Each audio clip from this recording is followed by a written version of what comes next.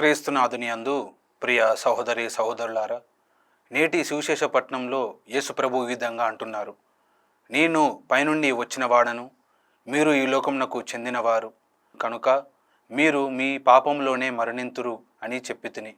నేను ఆయనను అని విశ్వసించిన ఎడల మీరు పాపంలో మరణించరు అని చెప్పెను.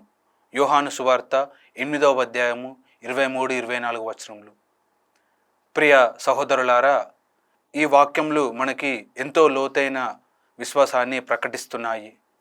యేసు ప్రభు తనను తాను ఈ లోకమునకు చెందినవాడను కాను అని ప్రకటిస్తూ ఉన్నాడు.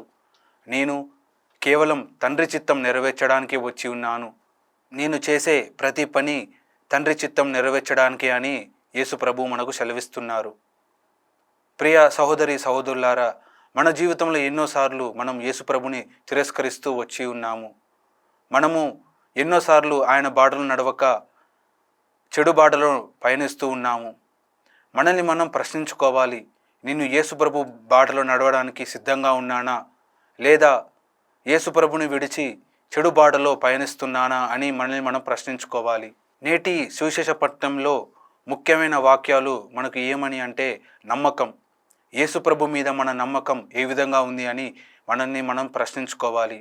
మనం యేసు ప్రభుని నిజంగా దేవుని కుమారుడు అని నమ్మితేనే మనకి నిత్య జీవం వస్తుంది అని యేసు ప్రభువు మనకి తెలియజేస్తున్నాడు. మనం ఎప్పుడైతే యేసు ప్రభుని తిరస్కరిస్తామో మనము సత్యాన్ని తిరస్కరించినప్పుడే. ఎప్పుడైతే మనం యేసు ప్రభుని నమ్మి ఉంటామో మనము వెలుగులో జీవించిన బిడ్డలముగా మారి ఉంటాము. కాబట్టి ప్రియ సహోదరి సహోదరులారా, మనల్ని మనం ప్రశ్నించుకోవాలి.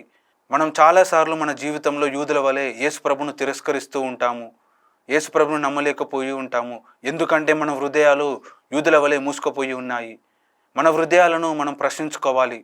నేను నిజంగా యేసు ప్రభును విశ్వసిస్తున్నానా, యేసు ప్రభు యొక్క బాటలో నడుస్తున్నానా, లేక నాకు తోచిన బాటలో పయనిస్తున్నానా అని మనల్ని మనం ప్రశ్నించుకోవాలి. ఈనాటి వాక్యం మనకు ఈ విధంగా సెలవిస్తుంది. యేసు ప్రభుపై నమ్మకం ఉంచి ఆయనలో నిత్య జీవం పొందుకోవాలని మనని ఆహ్వానిస్తుంది. కావున ప్రియ సహోదరి సహోదరులారా, మన జీవితంలో మనం చేసే ప్రతి ఒక్క పనిలో యేసు ప్రభు తోడును కోరుకుంటూ, మనం చేసే ప్రతి కార్యంలో యేసు ప్రభు దీవెనలు మనపై ఎల్లప్పుడూ ఉండాలని ఎల్లప్పుడూ ప్రార్థించుకుందాం. ఆమెన్.